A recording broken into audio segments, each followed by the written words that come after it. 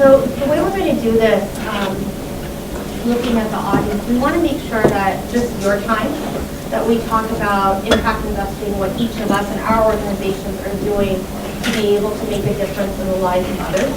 So we're going to start with a very, very brief set of introductions on our organizations and what they're doing. And then we're actually going to go right into discussion Q&A with all of you. If we don't feel, if there's not enough questions, we have plenty of things that we also like to talk about. So hopefully that works, and you can just chime in and raise your hand, and I'll make sure that I'm there for you. That being said, my name is Melinda Shah. I'm the Global Vice President of Strategy for Life Sciences and Consumer Goods at Genpact. My other role within the organization is to lead corporate social responsibility. I joined the organization 10 months ago, and the company recognized that I came in with about 20 years of community impact work, and we felt it was important that we scale the kind of impact that we're having, how we're giving back to communities, and really because of the pillars, we're focused on education and employability, number one, environment, number two, and then diversity and inclusion, number three. There's a 2% clause now in India where it's mandated that corporations like Genpact give back to India. And so we're giving 20 crores a year through the NASCOM Foundation and the Ashoka University. Again, focused in the first 3 years on education and employability with many, many programs in rural India. And I know some of you are very familiar actually with what we do there. So I'll get into more detail as we discuss, but I'd like to make sure that everyone else also can talk briefly about your organization. I'm Jeff Woolley, traditionally a venture capitalist by background, helped found Unitas. Unitas is an interesting organization that it was founded by people who are really private equity and entrepreneur people. And what we really tried to do, and we did it, is to basically look at something when we looked at poverty back in 2000 that could scale, could be more efficient, and in the end of the day, could take risk. It's an interesting idea that a lot of nonprofits should be able to take risk, but be based upon their nature, they can't take risk. And to solve a lot of the problems in the world, Unitas kind of feels you need to take risk. We have different organizations, so if anybody knows Unitas, we have maybe too many organizations, but I've been around through most of them. Overall, we have about 25 million people that we've affected in India in poverty. We have 26 microfinance bank partners. We've raised almost $1.6 billion to put into different entities. Unitas Impact in particular was formed 3 years ago, and it concentrates on India, Southeast Asia, and it really to basically give you the heart of what we do is we're looking to basically increase the livelihood through investments in supply and distribution companies, and to basically increase the average working poor's livelihood by 20% annually. So that's the goal, and we actually do it in a way that we actually then make money for our investors, and Unitas happens to be a very for-profit entity. We do have nonprofit entities, but these entities basically make private equity returns, and historically we've been able to return to our investors a very good return. How's that? Better. So Chester is one of the folks who was part of hiring me at Unitas several years back.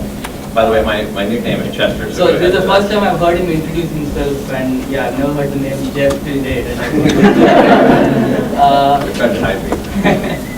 So I'm part of a group called, the group is called Axion Frontier. The parent is Axion, which has been in the space of financial inclusion globally for about 53 years. So started long back before terms like financial inclusion existed.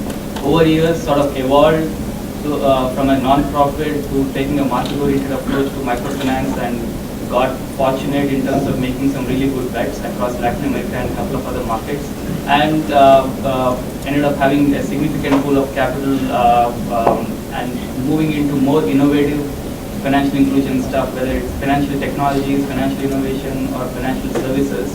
Again, completely focused on emerging markets, underserved consumers. And our group Frontier sort of is at the frontier of that effort. within Axion. We operate pretty much like a venture capital fund. The first fund was totally sponsored by Axion, and we are actually, as we speak, in the process of closing a new fund which will have a large pool of external investors along with Axion who will be backing us. So it will operate very much like a venture capital fund. And the philosophy is very similar to what Chester was talking about in terms of trying to bring a market-driven financial and social success balance to the space. And you know, we try to essentially deal with three specific what are seen as essential paradox. One is how do you integrate social and financial returns, and obviously it's a big debate. I think all of us here and a lot of you can talk about this forever, but that's one. The second, so social and financial. The second is how do you integrate impact? How do you ensure that impact doesn't remain this isolated niche space, but in reality the problems we are trying to solve and deal with are super complex. They are for consumer segments who are harder to reach, harder to create a product for, etc. So you actually need more resources, more capital, smart brains, etc. So how do you really integrate impact with mainstream on talent side, on product side, on capital side? And the third is one of the things that we have deliberately gone after is leveraging technology and innovation to create, to essentially back entrepreneurs who come with more innovative models around the space. And we can talk about these companies as we go along. And the last point I would make is the way we look at financial inclusion is, in some ways it's sort of the oil that greases the economic engine, and we don't look at it as a sector, but it's a space that helps ignite solutions for a lot of different sectors, whether it's energy, whether it's education, whether it's housing, so on and so forth.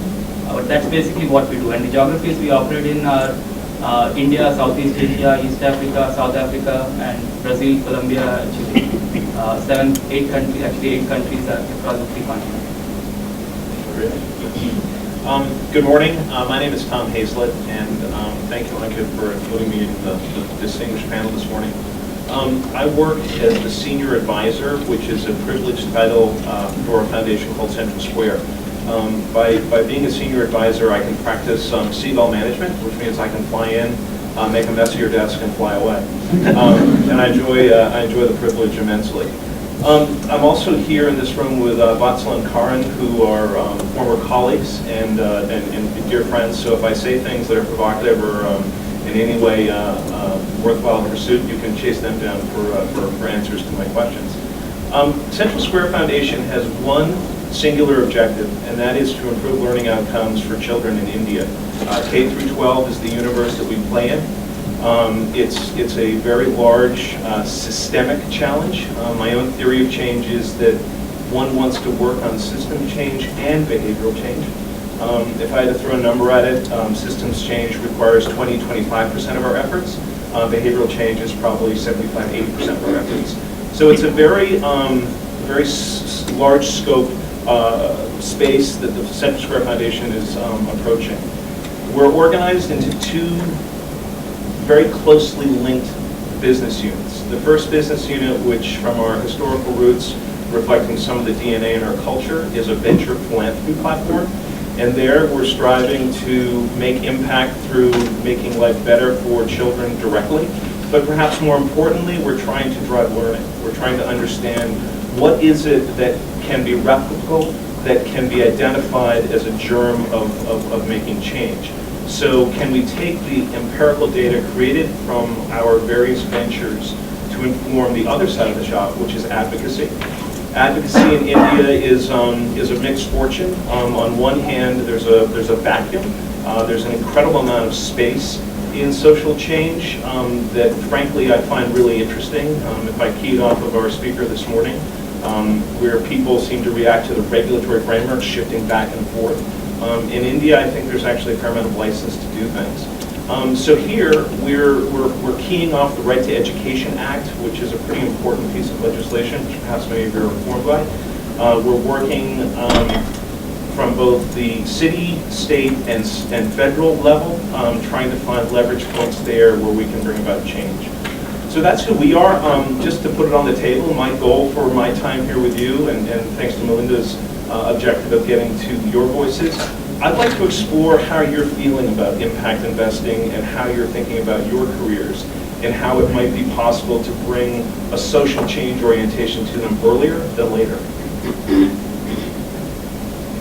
Hi, good morning everyone. I am Varun Agarwal. I am the co-founder of Aspiring Mind.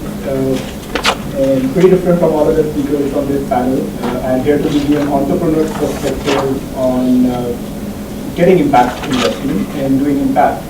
So, two of the panelists already talked about education and employment, and again, education. And the story of Aspiring Mind started around 7 years back, looking at a paradox which happens across the world, where people coming out of various kinds of higher education training say that there are not enough jobs. So they go to the market and say we are not getting jobs. And corporations say that there are not enough skilled people coming out of higher education institutions and training. Right? And this is a paradox which not only happens in the developing world, but as much in the developed world as we see it more and more. And whenever this topic comes up, I think the way the step people take is do more education, throw more money at learning. And that's what we see across the world. And we thought that there's something else which is really missing in the ecosystem to really connect what the industry requires and what the higher education institutions or trainings are producing. And that is having a standardized assessment, an assessment which can objectively take what the industry requires back to the institutions and the learner. So the question we're trying to answer is that if someone is coming out of an institution of training or higher education or a MOOC, how does he or she know whether he's employable for a job in the market? Which job is he or she employable for? And if he or she is not employable, what is the skill gap? What should he go back and train himself in or not? And if he or she is employable, how does he signal that to corporations? So, there are all these people who don't come out of an HBS or an MIT, but are employable, right? And corporations, just because it's so inefficient to hire at the entry level, they are invisible to them. So an assessment sitting between employers and all these people coming out of training institutions and the training institutions themselves could benefit by an assessment to figure out what is the gap, how it has to be bridged, and also produce this signal for corporations. So that's what we do. We started in India by launching a test called AMCAT, which is now on a run rate of 1 million people take it every year. We have 1,000+ customers who use this test as a way to recruit. Because we have all these customers, we understand that what skills are required for different companies, which can be fed back to both training institutions and students. And in the last 1.5 years, we started expanding across the world. So now we're doing business in Philippines, in the Middle East, even in the US, working with Amazon, to begin with, and in Africa. So that's what we do, and it's interesting example. I and Chester were just discussing before the panel. For-profit venture which does impact, right? And basically trying to solve the information gap between all the training institutions, the people who are getting trained, and corporations on the other. So I'm going to do one thing before we turn to questions. I'd like you to have a sentence or two on what pulled you towards impact, having a kind of impact. Starting with Varun, because I think it's very important for the audience to understand in the roles that we all have, there's something that also makes us want to do good as well. Varun? I think one of the speakers mentioned that there's twofold interest in impact. One, these are really hard problems to solve. So if you really think you're really smart, so then you can put your energies to some of the hardest problems in the world. And I think what has been shown in the last 5 to 10 years that there are models which have become successful, by let's say mobile phone penetration or by technology becoming more accessible. So I think so that is definitely one. I think so. In my mind, the two things would be that yes, there are solutions which have been successful. There are enough case studies now to go and try it out, and you're not wasting your time if you're doing it. And I think it uses a lot of your skills in technology, business, and otherwise. So mostly when I talk to people who are on this panel, they say that the impact entrepreneurs who have been successful are the ones who have very strong business sense. But finally to scale, you need to have that business sense and push impact through that. Right? So it uses both your business sense, your understanding of products, because products are very different, and it requires that social bent of mind when we want to act, we want to maximize social good, yet be able to scale business. So I think it's very, very exciting, high adrenaline space. There is funding available for it now with all these people getting here. So it's definitely something lucrative to go out and buy. So my interest in impact stems from a history of working in the investment management industry, where you had the joy of being measured on your performance every day. As the market closed, there was a summing up and an unambiguous, good day, bad day sort of feeling. The context of working in the business of social change for me came about at a point in my life, which I won't bore you with too many details. But simply put, I was bored. I was intellectually and emotionally not stimulated by outperforming various benchmarks by arbitrary spreads of basis points. That all felt kind of nebulous and pretty unimportant. So with $100 trillion in global capital swimming around the world, I felt like I could do something more impactful. And for me, it actually began in Africa through the job of setting up City-Years operations in Johannesburg. And it's extended now to include India. And put in the simplest words, I'm interested in making change in people's lives objectively, and subjectively, I'm interested in learning about myself by developing relationships with people who are much smarter than me, much more talented in so many ways, but don't happen to have the privilege of a material life that I have.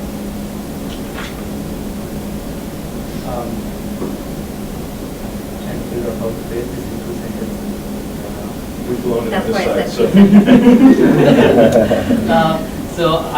So there are 3 kind of places from where I converge in my career. One is technology in India and Silicon Valley, venture capital investing in Silicon Valley in India, and entrepreneurship in India. And so I was at a point where basically I wanted to figure out how you combine all these 3 and essentially do something that's kind of happening, but there's a lot more to be done, and there is a meaningful reason in most cases at least. At the same time, it's controversial, it's challenging, and hopefully if we all figure out how to create some successes, we'll be charting new territory. So in fact, investing with the shades of investing, entrepreneurship and tech, where corporate convergence will be. In my case, it was particularly since I opened my mouth, which is usually the problem I have sometimes, but my foundation was actually, I started to invest in or to make donations to nonprofits, and candidly, when I looked at them, we would write big checks, and then, I would go back 6 months later and say, hey, did you build that school, and how's the progress? And they would just look at me like, what are you talking about? You gave us money, and don't ask questions, it's going to be well behaved. And that whole attitude, I thought, was actually just something that, basically showed a little bit about accountability. And then in the end, when I actually got more into it, what I really actually looked at is to say, I have a basic premise that particularly in poverty, that the system is gamed against the poor. I mean, Las Vegas has some pretty bad gaming techniques, but poor really have a lot of odds against them. And there's so many basic things that everybody wants to change the world in these big ways, but if the poor simply could access capital, or they could actually not be caught up in regulation, or they could do that. And so actually my quest was maybe I could use the limited talent I have to kind of represent them on the boards and try to figure out if we could ungame the system, because they generally work smarter than I do, and they're usually harder working than I am too. So I wasn't going to do this, but I am going to actually share for a minute where and how I got involved, and then we're going to open it up to you guys. So I'm first generation, born and raised in the United States. My father came from a village in India, right? So it's kind of like books that many of us read. And I shared this with a few of you. Tom actually asked me, what is it that drives you to give back? And it is definitely somewhat parental, because my father moved back to India after a successful career here, 30 plus years, PhD, solid state physicist, bought acres and acres of land to actually give jobs in this village in the middle of Madhya Pradesh. And he lives there, right? He's very, very old-fashioned, and he enjoys that after, again, a career here. So I grew up knowing you've got to give back. So it was embedded in me and in my family. But also spending time on the ground with people, seeing the kinds of changes that people's lives would have, whether it's through education, whether through its investment, whether it's through just understanding what their struggles and challenges could be, has motivated me to have this as a part of my career. And making sure I can blend kind of the intellectual side, but also with the feel-good side. So I just felt that perspective that I wanted to share with all of you. So I do want to open this up. Ankit, how much time do we have? We have 30 minutes. Okay. So I'm going to start with questions from all of you. Do we have a mic up there that we can pass, or should we give you? You can just shout. Just shout. Let's go. Go ahead. So, my name is Pranav Abraham, and I'm a PhD student in pharmaceutical economics and policy. Unfortunately, it's not here at Harvard. It's at Mass College of Pharmacy, near to Harvard School of Public Health. So my work is more related towards, eventually after I graduate, would be involved with increasing access to healthcare, either here or back in India. But when we look at a non-profit in India, when you try to establish something like that in India, how difficult is it to market that idea, keep patients or people adhere to clear hurdles, and importantly, to keep it sustainable? Because I think now for all the people here in the room, it's time to think for India and then make in India. So that's one of the best things. You want me to, I think it's great that that's your attitude, and I think in India, there's a huge amount of effort of accessibility to healthcare right now. You have people doing maternity hospitals, and they do it on a sustainable basis, getting costs down to a very affordable level, at least for the lower middle class, and I think they're getting down further. You have a lot of doc-in-the-box schemes, which are doctors that are accessible in clinics, a lot of entrepreneurs working. And I think that, to me, the best way to approach getting to particularly the very poor is you have to get a model that works slightly above it. You have to basically get something that works in the middle class to lower middle class before you start to go into the poorest of the poor. And so these organizations exist, and candidly, there's a few good ones, but I think there needs to be, many more. So I would definitely encourage you to look for some more accessible ways to do that. I don't know, Dinesh, if you have.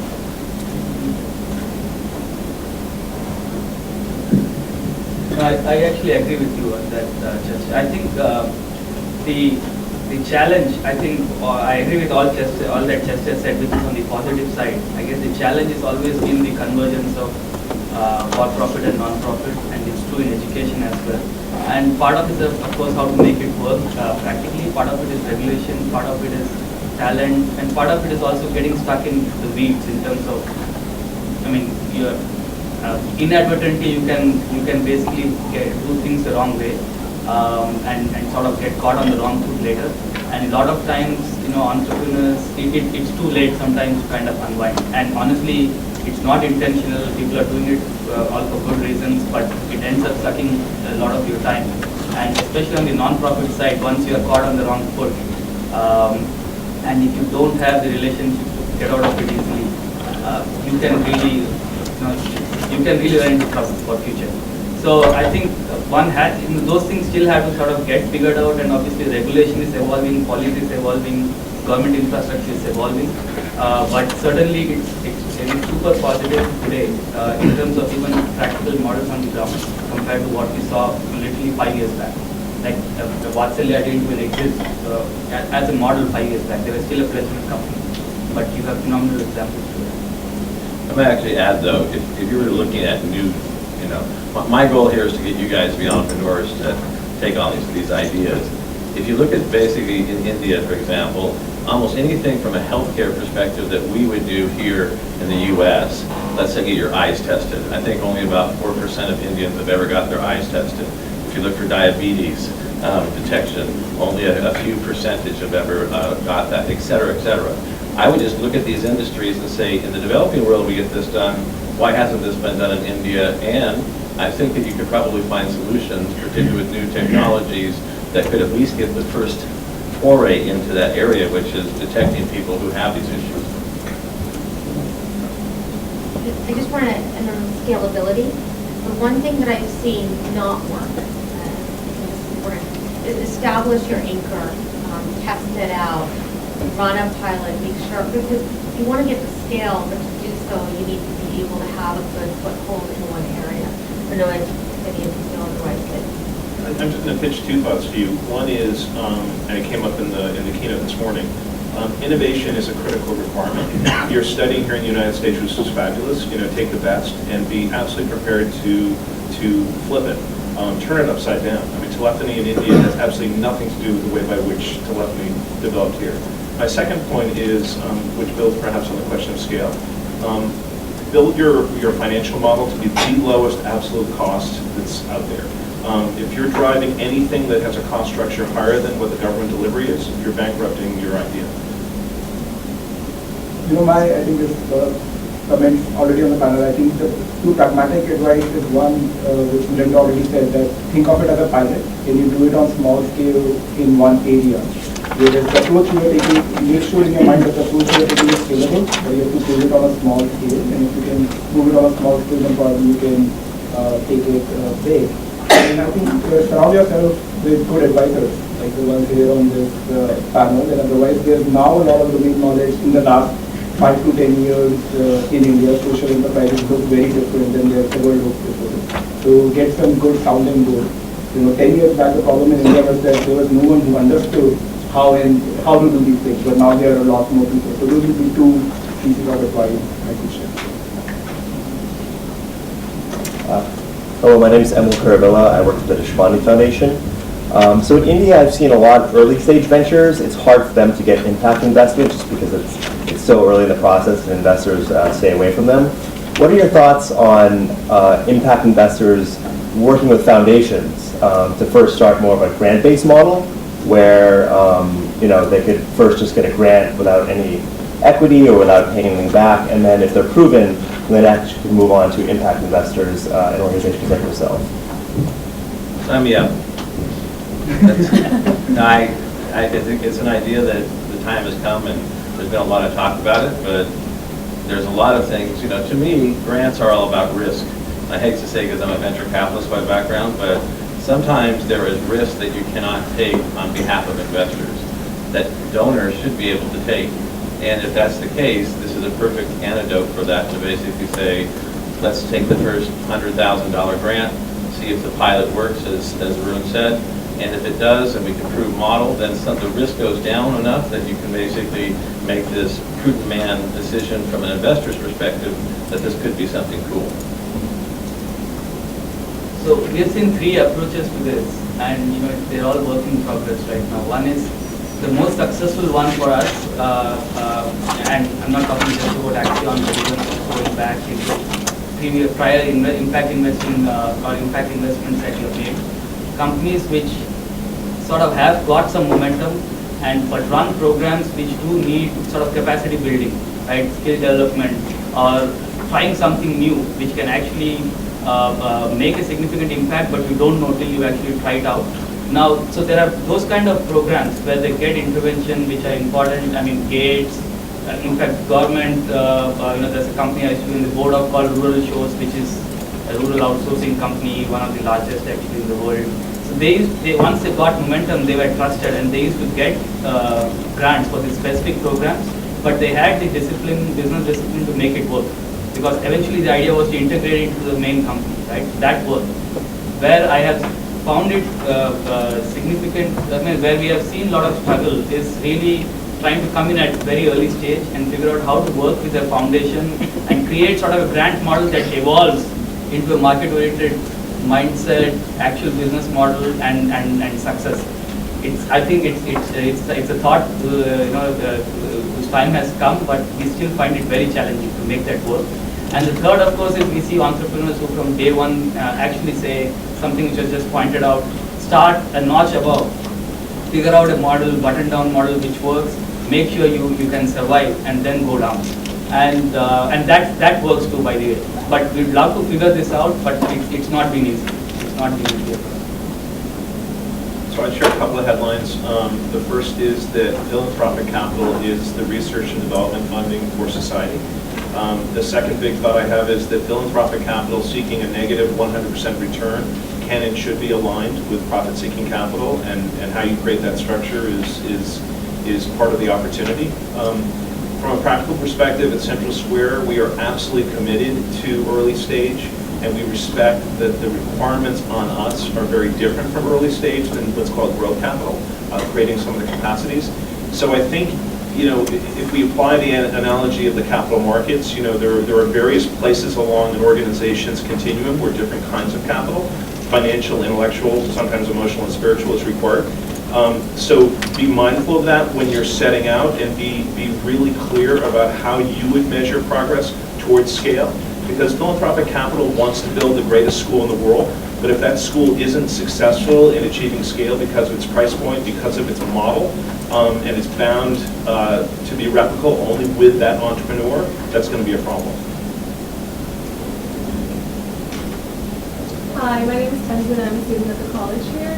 So it seems to me like within education or employability, like the scope can be so large there, and logically it makes sense to me that impact should be greater if there are greater synergies between the companies that you are investing in. So if that is something that you consider, can you give a few examples of realizing One of the primary learnings for Central Square was the ed reform movement in the United States. And I'm just going to pick on one because it's arguably one of the most important. Teach for America put aside all of its metrics, created an ecology that richened the soil for the entrepreneurs who planted there. So in that same way, as we look at India, we're trying to study how various contributors to the ecology can be supported, because we need to see that overlapping depth of support in the system to give the entrepreneurs that we're funding directly better possibilities for success.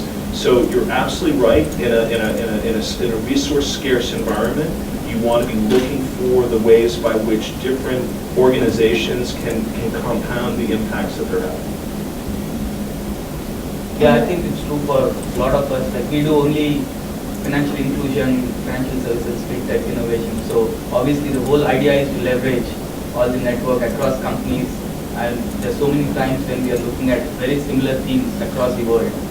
Or we have investors in us who can help these companies who have gone through this process. I think very similar now for example, the fund Chester runs. So yes, that I think goes hand in hand. I am? Okay. No, I think that if you, I mean, this goes back to like U.S. venture capital. If you're going to take money and you're really smart and have a great idea, take it from people who have good connections with each other, and particularly portfolio companies that can work with each other. Because, I was raised in San Francisco, and if you look at the reason why Silicon Valley is Silicon Valley, is because it's this little social network between everybody, and they figure out deals, and they look like they're really connected. There's this fancy network. It's not. They just go to restaurants and hang out and talk to each other. So that's how it works.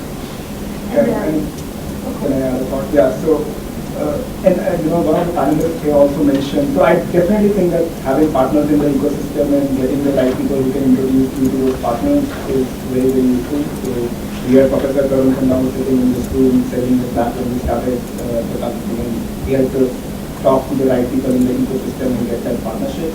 And also it helps you cut down the cost of the product. So when you're doing impact, you want to make sure that the product is accessible. So if you have partners who can invest in the infrastructure, in developing economic infrastructure is always a problem. Right? And we can cover that basis. That's very, very useful. Then as we go to other geographies in the world, and we just discussed that you need these pilots. Right? So if you're a partner who has either access to a part of your market, which is corporations or students that don't have a conflict in interest and can help you do a pilot and probably ultimately also become a partner long term, those are things which are really found extremely helpful. Hi, my question is for Varun. I'm studying in Harvard International University in Cambridge. You spoke about impact, and I gave the example 3 years back, and it's good, pretty good. My question is it basically measures your quantitative skills. It's not learning for your technical skills, and then after that, companies hire you and everything. But since it doesn't measure technical skills, how companies choose you?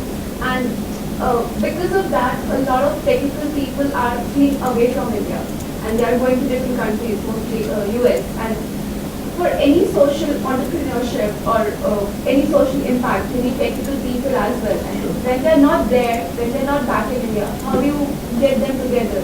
Because when they come here, most of the people, they run for money. They don't have that social impact in their mind. I'm being really frank. They don't have that in their mind. So how do you get them together? How do you inspire them to work towards it? So, firstly, when you took AMCAP, you were in which discipline? Computer science. Computer science. So I'm surprised that you didn't take the computer programming module. No. Okay. So there is definitely technical skills which are tested by AMCAT. So the way, very quickly, the way AMCAT is structured is that there's language skills, then there's cognitive skills, which is your quantitative, numerical ability, so on and so forth. The third thing is functional skills. They span anywhere from computer programming to accounting to hospitality to retail, some 200 plus different modules which are in technical skills, right? Which you have rightly pointed out have to be tested to match people's jobs. And the fourth large bucket is personality and soft skills, which becomes very important for jobs like sales, customer service, so on and so forth. So definitely it measures that the whole spectrum of skills which are needed for the industry, and different proportions of these skills help you, make you employable for different jobs in the market. So that's to your first question. And to the second question, I think there is no formula to get people back. The people I employ, I have around 300 people at Aspiring Minds. I think 90% of them work for Aspiring Minds not because they want to do social impact, but because it's a running business which gives them salaries, and we can give market competitive salaries to them, running the business and making impact. To me, that seems like the most scalable model. I'm also not, I think in the last 10 years, we have seen at least Indians coming to the US, and I'm borrowing this from Tarun, that to be most optimistic about India and wanting to do things in India. So these discussions, even having these discussions here in Harvard Business School, maybe 10 years back, there would be a social enterprise panel which is out here. So I think it's moving in a very, very positive direction. I see a lot of my colleagues coming back from the US to try to do things, and thanks to all of our investors here, they don't take market salaries, but they can take very respectable salaries, run these businesses, and there's only opportunity cost to say there's not much risk. If it doesn't work 2 years or 3 years down the line, they can go to the market and get a very, very respectable job. So at the end of the day, you are trading opportunity cost with the opportunity to learn extremely. Even if you're not successful, you learn so much. So I think in my mind, the odds are point to go in. When if you're successful, then you'll be back in many times. I'll just add one thought to what Varun is saying, which is, I don't think it's entirely true that, and hopefully, I'm sure it's not true in this company also, that 90% of people probably don't think about this. But the point is, everyone has to run their life, build a career, but at the same time, building a career means doing something meaningful. And that's where it comes in. I mean, they may not speak the same language that, people in the space do, but everyone is there because, yes, I need to get paid a salary which is decent and market, but if two companies pay me the same salary, right,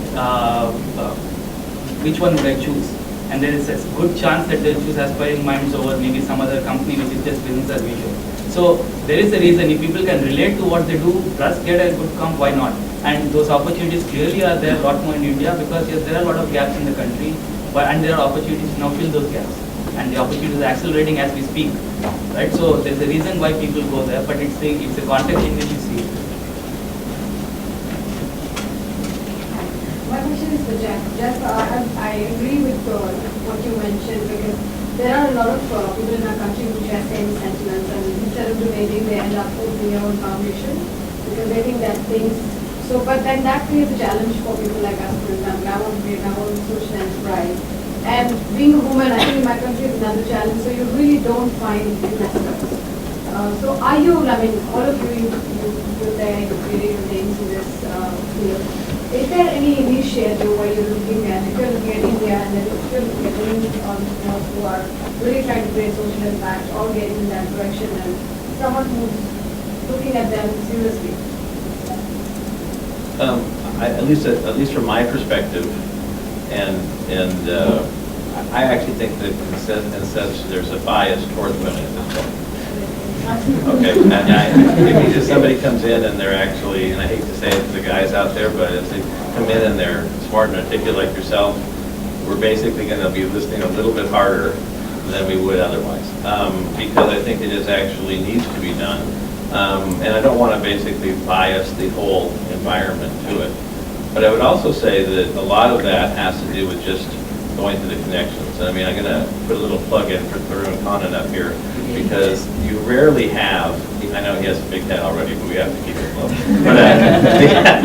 But we rarely have, in my viewpoint, of professors from business schools, and I've lectured at a lot of them, who ever basically connect students and actually make enterprises. It's actually kind of the missing formula. So, his next book should be on that, because I think if you could do that across the university, both in the UK and Europe and other places, it would be very helpful, and particularly when it comes to women, and then basically bring forward through those connections. I think that's even a better spot. And by the way, there's a lot of businesses that I think are just by nature in the ecosystem of India that are better run by women, because it's actually approaching things that just haven't been haven't been very efficient to date. And I'll speak as a woman who's doing work across, so Genpact works globally on corporate social responsibility, but our senior vice president, Sasha Singhal, is driving how is it that we can have an impact, right? So she's running the board of the Ashoka University program out of Delhi. I feel women are really the ones behind it now. I'm seeing a lot of momentum, a lot of work, a lot of wonderful discussion, because they're being very provocative, right? And they're also unable to understand what is it that's needed at a much deeper level, right? So there's the ROI piece, which is absolutely critical, but also what does it mean for the community, right? So they're able to tie and link that. I think they're very effective and very important there. Hi, my name is Lana, a student here. I had a question about, I think borrowing from the entrepreneur's kind of point of view specifically, about the ecosystem for entrepreneurs who are working in impact investing or creating social businesses. Do people talk to each other? Are there any forums for that? Because I guess in my experience, I found that this was one of the few sectors where there is a lot of secrecy. People don't really collaborate as much. There aren't platforms to collaborate and share. And if there are, how are those best practices being codified and shared with other countries? I'm sure a lot others could also add to this, but I think there are a lot of such platforms. I at least know of 3 or 4 different conferences, small format, big format, selected people, a lot of people, which happen in Action for India is one of them.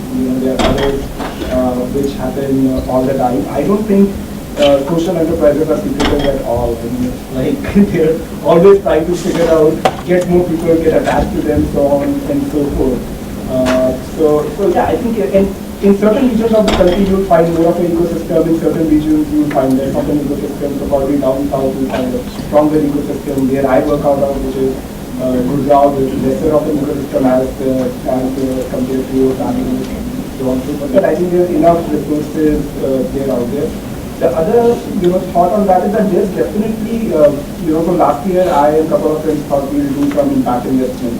Very early seed investment, and there we did find that there's a big lack of information. So just trying to even get basic information about all these social enterprises which are coming up, they are not on the web.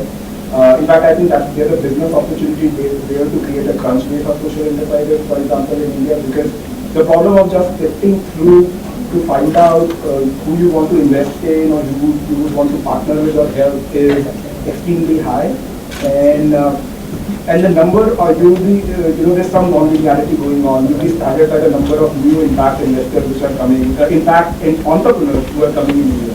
I mean, they're just all over the place, right? But sifting is really the problem among them. So something could be done about, creating some kind of standardized directory of them or platform where they can come up I think can be extremely useful. That's an idea probably which one of you could take up. Well, I'd answer it slightly differently. I mean, from my point of view, the community of practice model is a prerequisite for any sustainable entrepreneurial success in my mind. And the offset to that is that entrepreneurs typically are so busy that they don't make the time and perhaps don't recognize the value. So rather than, and again, in my own experience in Africa and particularly in India, it's not a secrecy I want to protect. It's more an access point to my time budget that's gating my ability to commit. So just to add, I think in practice, I would actually agree with Varun. In fact, my most common comments now on places like this is, if anything, we have way too many. If an entrepreneur were to attend all these conferences which happen, you would be out of business. You can't be an entrepreneur, honestly. So if anything, there is a little bit of riding the wave and way too much going on. So then the problem is, this ecosystem is evolving. I mean, just like a lot of other ecosystems, it's not mature. So it's hard for people also to calibrate and figure out where to focus, where not to focus. And there's FOMO, which obviously is a favorite HBS thing, and everyone is scared that, you know, if I don't do this, I'll miss out on something. And so the fear of missing out is all over the place. So if anything, I think it requires rationalization. I think we have always had quantity, and quantity comes up very fast in India in any case, almost anything. The quality always has been a challenge. And I think we need to really become more conscious of being quality driven, not quantity driven. I'd say the last thing is that before you actually call yourself a social entrepreneur, actually think about what that actually means. Because I don't know that most people want to call themselves social entrepreneurs, and I don't say it in a bad way. You could just be an entrepreneur. Because the hidden meaning behind that word, to a lot of people, to a lot of places, to a lot of boardrooms, has a lot of hidden meanings. And I think it's almost like if you're going to make a presentation, just be an entrepreneur most of the time, because your social aspects will come through. And essentially, if you really look at it, the poor always get the worst products at the highest prices and the poorest service. If you can ever change any of those things, that's social by nature. You don't have to actually tell people. You can just get it done. And I think that that will help the suspicion for social entrepreneurs. I hate to sort of be very, very blunt, but there is a suspicion for us. Yeah, so Prakash Shukla from AGM in my previous life with the Tatas, we had adopted quite a lot of ITI, industrial training institutes in India, until over 10,000 of them. And we were able to make quite a lot of impact by having a corporate sort of overseeing the kind of skills that are instilled and then actually hiring those folks into our operations. In your estimation, given that there are over 23,000 PHCs, public health centers in India, which are government funded, have you seen some innovative models in terms of making an impact? That's number one. And number two, are there any sort of private-public partnerships that are happening in that space? Because I think that's an area where you can make a huge impact.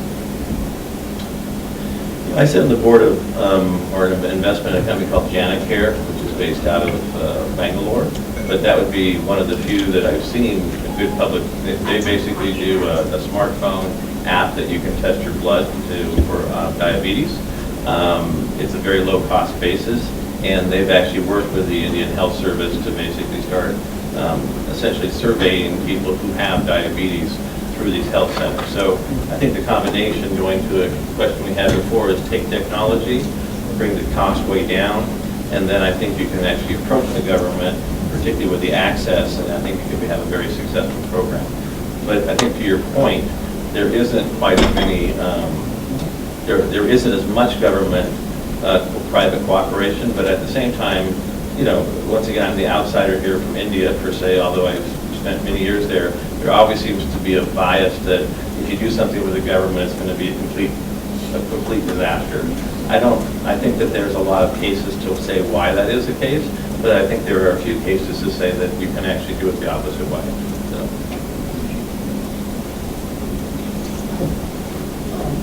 So my name is Dee, I'm founder of the education technology startup. We provide automatic assessment solutions for online learning. So my background is that I grew up in a small village in Gujarat, when I began this gold medal in the postal research family learning. Board recently I used to work for a company here called Nuance, developing speech recognition technology. that empowers civic technology. I'm applying that kind of speech recognition, natural language processing technology to the quality of education, particularly providing virtual learning. And the focus is that this is the only way we can actually disrupt the education, because most of the solutions that have been deployed previously try to use rudimentary kind of technological solutions. So if you want to think outside the box and disrupt the education, we need to apply a very advanced technology. And so from your point of view, the investment point of view, do you consider such a solution as a possible investment? I'll take a swing at it. The world of technology in our thinking about education is of critical importance to understand. And I don't know that we or anyone else has a clear understanding of the applications of technology. From a perspective of scale, there's a critical need to get up and running that if we invest exclusively in human capital, we'll never get there. So not only, so with that said, technology has to be part of how we improve learning at the level of a learner. So personalized learning and the work that's been going on and is going on around that is key. In terms of developing teachers and the 1.5 million teachers that are in deficit in India, that's not going to happen one at a time per se. All of that said, education in our minds is a very emotional human-to-human experience. So there's no panacea, there's no silver bullet in this. It's rather considering and innovating on ways to bring force to bear where it works and where it's appropriate. There's a paucity of evidence in the marketplace around this. So when we talk about scale, it's all there in the bytes and bits, but there's no scale if there's not evidence that makes it clear that it's working. I don't think that the government, by the way, should ever get off the hook for the K through 12 basis. I mean, there's no developed world in the country in the world that basically has found a for-profit method to basically educate, particularly in elementary and in high school. And so I think you have to recognize that there is some great for-profit solutions, but at the same time, there has to be pressure that some of this is just a basic human right, that you actually educate people at a certain level that comes from the government too. So, to your specific question, I think it could be an investable business. I think if you're using it for spoken English training, spoken English is like one of the biggest demands in India. Rightly or wrongly, so it can propel you up in the socio-economic chain if you know spoken English, whether you do. Just two quick tips would be that one, I think in education especially, people are not able to distinguish between technology and science. So it's like 2 years back in India, it was like give everyone a tab and everyone will get educated, right? So can you really show that your intervention is having an impact scientifically? And can you show it from a business standpoint that you can scale the service and also find customers for the service? So if these conditions are met, I don't see why you cannot be funded. Currently, we already provide services to community colleges like Sure.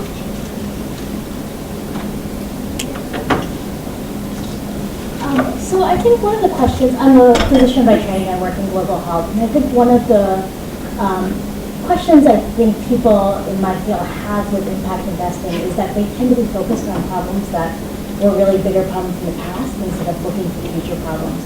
And I don't really see that in the venture capital world, but in impact investing or foundations, you'll see them focused on HIV, which was a bigger problem in the 90s, or NCDs, which was first described as a problem in like 2003, rather than focusing on oncology and mental health, which will be the problems in the next 5 to 10 years. Do you think there's a disconnect between impact investing and venture capital in that way, and how do you see that changing in the future?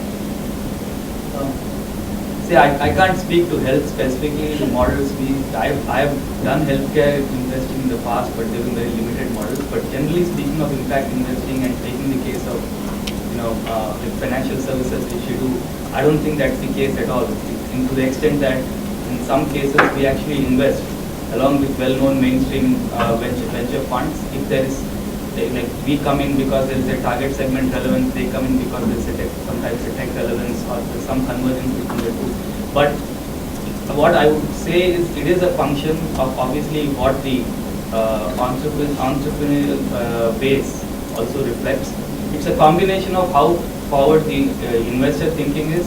At the same time, you need to have real entrepreneurs working on the future problems as well. So it's kind of a chicken and egg situation, and at least in our case, that's absolutely not a problem. And part of what folks like us are trying to do is integrate mainstream with impact, and we are seeing enough entrepreneurs and opportunities who are working on the same problems with futuristic solutions for a different target segment, and they're succeeding in some cases and they're not in several. But that's not a problem. Thought process and looking at problems of future or present are not an issue, at least for us. Can I take us, I would make a couple of points. One is, I stated earlier that the global capital market is 100 trillion. In June of 2013 it was 110 trillion. The measured amount of impact investment that is going on today is around 50 billion. So 99.95% of global capital is investing without the intention of creating social change. So that's point number one. Point number two is that you're asking this nascent marketplace to address the principal need of high risk, investing on the future, which is entirely fair and a reasonable expectation. My instinct is that the movers that are coming into this nascent market are looking for some degrees of predictability. So in as much as they're seeking to have, again, purposefully, a measured change in the well-being of a group of people or in an environment or in a governance structure, it's perhaps a little bit unreasonable to presume that they're going to take on the future uncertainty of their profit model and their social return model, however they're fusing that into their structure.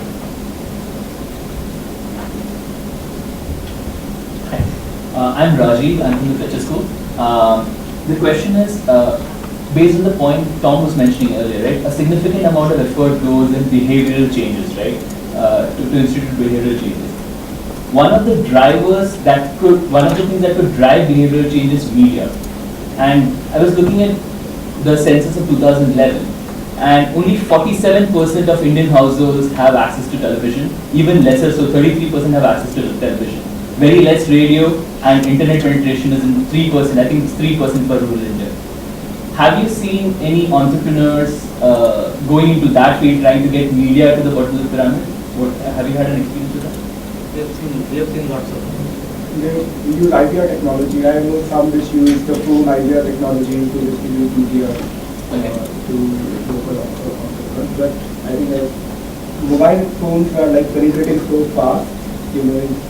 So India is on some non-linearity at all levels. So probably in the next few years, even smartphones are penetrating so fast that a lot of this debate will change. And to her point, probably people have to think futuristically, because you might build a solution thinking that this penetration is not there, and in 2 years everything might be disrupted. But if you want to build something in that space, you should go for it, because it's not like there are enough successful models, but it's starting to happen, which is good for you. Sure. Like understanding and foundation is there, but there's opportunity for you. And be careful on your statistics too, because I find particularly on these types of statistics, that in India the numbers are way underreported, because if you look at electric, how many people are powered, because so many people steal power, that's not part of it, and we actually all know that that's like 50% of the market. So you have to basically be very suspect of some of that. I'm not, by the way, proposing people steal power, but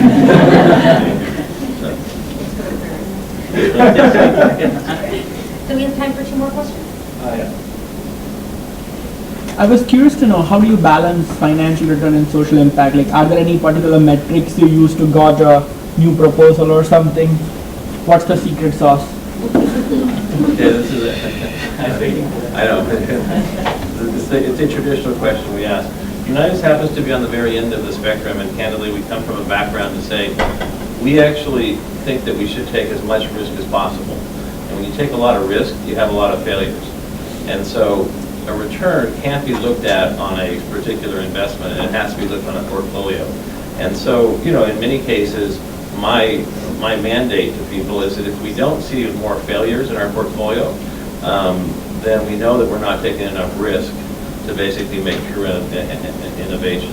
I think the idea of saying to an entrepreneur, by the way, we want you to make 8% return on your investment, is candidly a completely bizarre concept from my perspective. I mean, you tell entrepreneurs to grow, to basically be ethical, to basically scale, etc., but you don't tell them where to stop and where to start.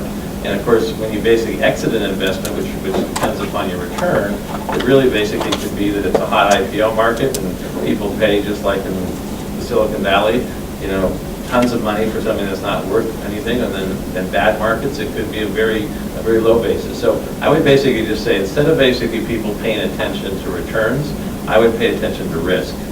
And risk is basically an indication whether you're really making some penetration into something that's new, or you just basically following on with the crowd.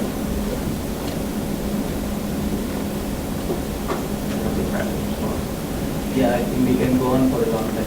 So we can talk offline, but yeah, this has too many hairs.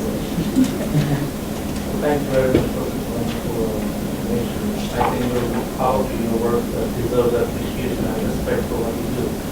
Because for this particular area, one needs to have heart feedback. I believe it will come in the one thing I would like to know from all of you is how your decisions are based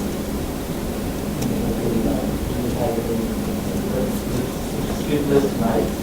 Like sometimes investment is a little bit of again unpredictable. And I would like to know how you I'm studying English management. How They just like wake up in San Francisco, go to sleep in India. Skyline machine. There's no sleep. There is lots of sleep. I happen to like to sleep, but I think your idea though is good. If you're talking just about a personal basis, I mean, I've built quite a few venture firms, and and when people come to work for me, the first thing I say to them, which is surprising because most of them expect me to ask them some technology question or something, I just say, you know, I hate to bring this up again, but how do you feel about risk? And how do you feel about failure? Because we don't have large portfolios of hundreds of companies and don't expect them to go bad. Because the bad companies, by the way, from a venture capitalist perspective, take all your time. Good companies, you don't have to call. I mean, they don't call you, they just continue on, and maybe they need a little bit more money. But it's the bad companies that you spend most of your time on. And if you're going to go to bed and basically can't sleep, it's going to be a very short life for you. So you have to basically just say, you know, do the best you can and move on. And sometimes it's just a loss. And if you can't do that, by the way, I really don't suggest you come into this business because there's always something to worry about. My 3 cents would be changing the world is not a 9-to-5 job. My second thought is if you think you can do it by yourself, you're absolutely out of your mind. So surround yourself with people who you genuinely respect and whose opinions matter, and your success will not be because of you, but because of we. And the we orientation is what lets you sleep. I don't know who do this mostly, but the entrepreneur or the investor.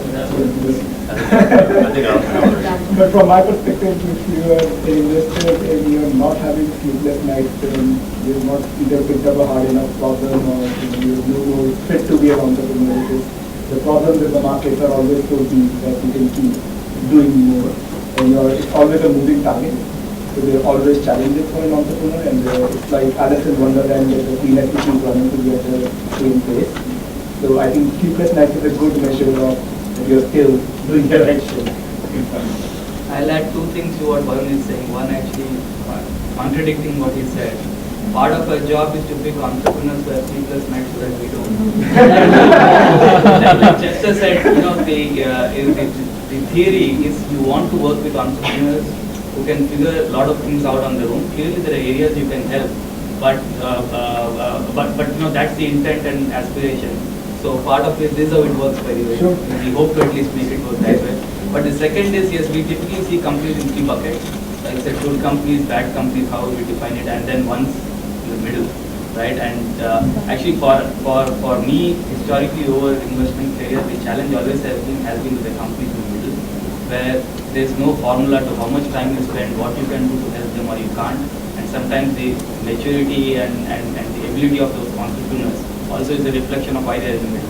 And those end up being, and they can go either way. I mean, but most of the times by the way, they go sideways. It's not easy to build good companies, and you do end up spending a lot of time there without absolutely knowing what will happen. And yes, it does hurt your reputation, credibility, impact, results for them and for you both. But those really are the tough ones to figure out how you work with, what can you help with or what can they learn to get better at. But I also just leave you with this, is that to me, when I came up in my career, I thought, okay, your ultimate goal here is retirement, and you can golf or whatever you can do. And later on, I learned, and actually something that should have been obvious to me, but to me, the best thing that you can work your way up to is you can do business with only people that you want to. And that's actually the ultimate pleasure, and I think an impact in my area. I generally get to work with people that I like, and I think that's what I found that's even better than golf. Because actually, I'm really bad at golf. I think we're at time, but we're around. Leave everyone around. So feel free to come to us and find us. There's lunch. Yeah, there's a networking lunch happening over in Panja. Thank you all. Thank you all for this.